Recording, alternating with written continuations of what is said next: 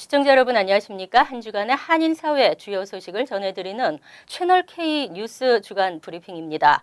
트럼프 대통령의 감세 정책이 현실화됩니다. 트럼프 대통령은 감세 정책은 서민 가정을 위한 것이라고 했지만 정말 일반 서민들의 호주머니가 두둑해질까요? 뉴욕 주민들은 벌써부터 개인 소득세가 올라 걱정입니다. 국내 총생산이 오르고 미 경기는 낙관적이지만 서민들의 주머니는 여전히 가벼울 것 같습니다. 첫 소식입니다. 트럼프 대통령이 취임 후 첫 국정연설에서 통합을 강조했습니다. 1년 동안의 경제 분야 성과를 강조했으며 이민정책 4대 원칙을 제시했습니다. 보도에 지한샘 기자입니다. 어제 저녁 국회에서 열린 트럼프 대통령의 국정연설. 트럼프 대통령은 80분간 이어진 연설에서 취임 이후 240만 개의 일자리가 생기고 임금이 인상되고 있으며 감세 정책으로 기업이 경쟁력이 높아졌다며 경제 분야 성과를 첫 번째로 강조했습니다. 대통령은 이민 정책에 대해 4가지 원칙을 제시했습니다. 메리트 기반의 이민 시스템이 구축되어야 한다며 국경 장벽 건설, 비자 추첨제 폐지, 연쇄 이민 폐지 등을 강조했습니다. This vital reform is necessary not just for our economy, but for our security and for the future of America. 트럼프 대통령은 북한에 대한 최대 압박을 주장했습니다. 북한의 핵미사일이 조만간 미국을 위협할 것이라고 말하고 자만과 양보는 침략과 도발을 불러올 뿐이라며 과거 정부의 잘못을 되풀이하지 않을 것이라고 밝혔습니다. 대통령의 연설에 대해 미 국민들은 긍정적이라고 답변했습니다. CNN의 여론조사에서 응답자의 48%가 매우 긍정적이라고 말했고 다소 긍정적이라는 응답도 22%에 달해 전체의 70%가 긍정적이라는 답변을 했습니다. 반대로 부정적이라는 대답은 28%에 그쳤습니다. 채널 K 뉴스 지한샘입니다. 미국인 대다수가 이민을 긍정적으로 생각하고 있는 것으로 조사됐습니다. 20여 년 전 이민에 대해 부정적이었던 것과 비교해 크게 달라졌습니다. 온라인 매체 쿼츠는 최근 퓨 리서치의 이민 여론조사 결과를 인용해 이민에 대한 미국인들의 태도가 24년 만에 정반대로 변화한 것으로 조사됐다고 밝혔습니다. 2017년 조사에서 미국인 65%가 이민이 미국을 더 강하게 한다고 응답해 1994년의 31%에 비해 이민에 대한 긍정적인 생각이 2배 이상 늘어난 것으로 나타났습니다. 그러나 미국인 대다수가 이민에 대해 긍정적인 태도를 보인 것과 달리 정치 성향에 따른 이민에 대한 태도 차이는 더 벌어진 것으로 나타났습니다. 2017년 조사에서 민주당 성향 미국인의 84%가 이민이 미국에 도움이 된다고 답한 반면 공화당 성향의 미국인은 42%에 그쳤습니다. 정치 성향에 따라 40%포인트가 넘는 큰 태도 차이를 보인 것입니다. 반면 1994년 조사에서는 민주당 성향과 공화당 성향 미국인 사이에서 이민에 대한 태도 차이가 10% 미만이었습니다. 연방기준금리가 동결됐습니다. 하지만 올해 물가 상승을 고려해 3월 인상이 예고됐습니다. 연방준비제도 이사회는 연방기준금리를 현재의 1.25에서 1.50%에서 동결하기로 연방공개시장위원회에서 만장일치로 결정했습니다.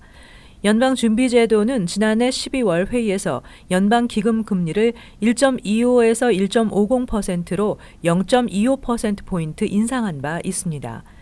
연방공개시장위원회는 올해 경제가 견고한 개선 흐름을 이어갈 것으로 전망하고 물가가 지속해서 상승세를 보일 것이라며 중기적으로 연준의 목표치인 2% 부근에서 안정될 것으로 전망했습니다. 연준은 성명에서 물가가 올해 2%에 안정될 것이라며 단기적 경제 전망 리스크가 대체적으로 균형을 이루고 있는 것으로 보이지만 위원회는 물가 추이를 면밀하게 모니터링하고 있다고 말했습니다. 시장 전문가들은 연준이 이번에는 금리를 동결했지만 오는 3월 연방공개시장위원회에서는 금리를 인상할 것으로 전망하고 있습니다. 김용 세계은행 총재가 하버드대 차기 총장 후보로 지목되고 있습니다. 김용 총재가 총장에 선임되면 하버드에서 아시안 최초의 총장이 됩니다.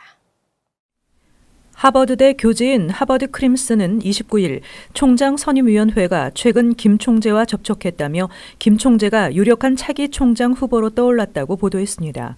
신문은 김 총재가 하버드 대학으로부터 총장 제의를 수락할지 아니면 세계은행 총재로 남을지를 고심하는 것으로 알려졌다고 전했습니다.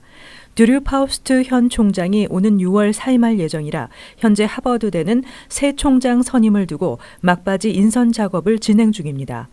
김 총재가 유력 후보로 떠오른 것은 과거 아이빌리그 대학 총장 경험과 하버드 의대와 인류학 박사 학위를 취득하고 하버드대 교수로 20여 년간 학생들을 가르쳤으며 하버드 의대 국제보건 사회의학 학과장을 역임하기도 했기 때문입니다.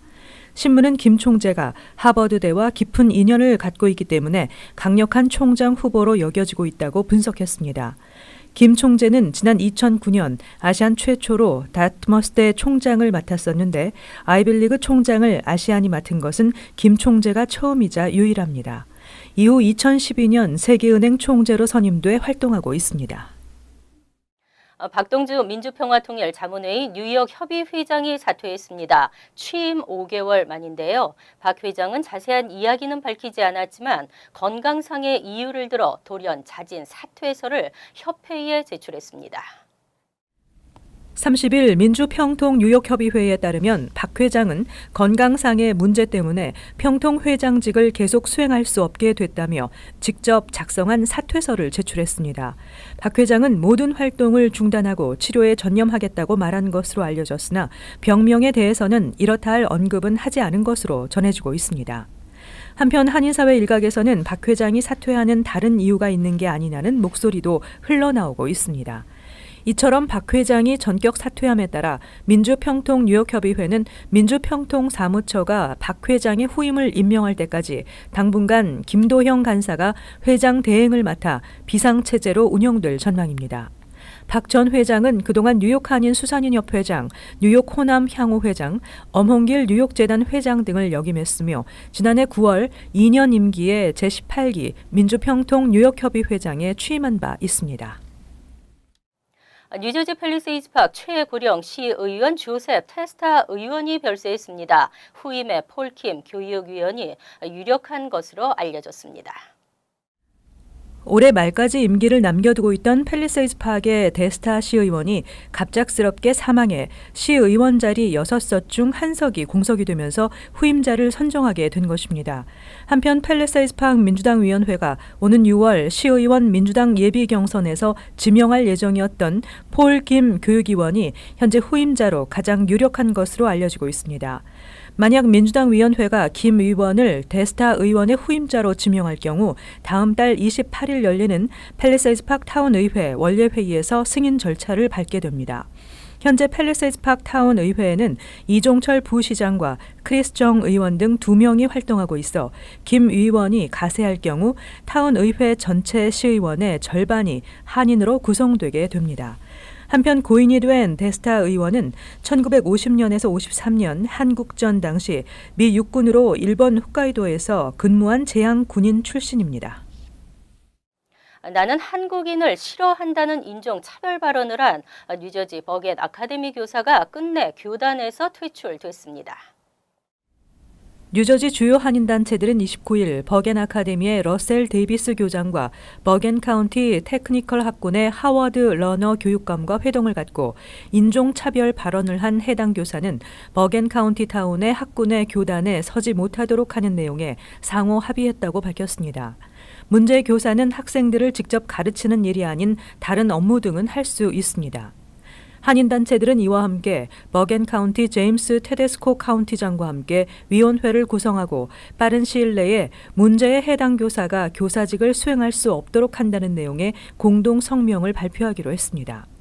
위원회는 또 버겐 카운티 내 교사와 학생들을 대상으로 교내 인종차별 문제가 재발되지 않도록 하는 교육을 정기적으로 실시해 나가기로 했습니다.